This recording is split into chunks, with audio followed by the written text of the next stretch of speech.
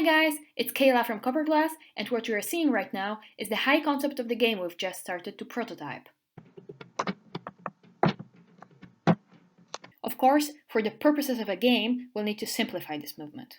So, in order to make similar behavior possible, we decided to use active ragdolls, which are those elastic characters that are partially controlled by physics and partially by user input. And they are super funny too. This is our first ragdoll. It's not that active at this stage, but at least it tries. We decided to start off by adding two basic movements, moving a stretched out finger up and down, and curling a finger in and out. So you cannot really directly control a physics-based object with an animation. So what we did was we made our ragdoll mimic the movement on another hand, which is controlled by animation.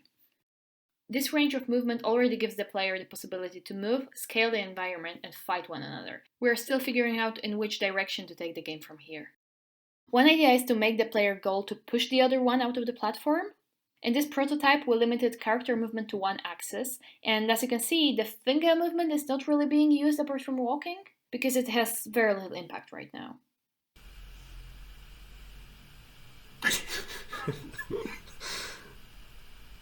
Yes. Nein!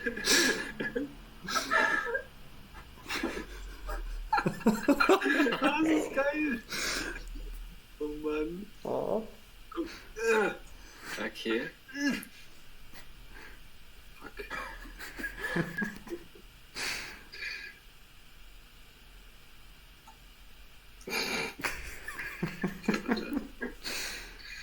Oh. Nö. Ich komme. Alter. Alternatively, we can make mastering the movement a goal in itself. For example, the players can race from point A to point B. This needs a different camera angle, but also requires way more skill from the player. Here's one try.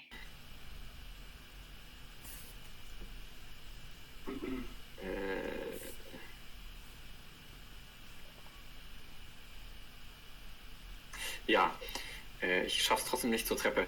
But after many trials and a shift in camera perspective, we got to this point.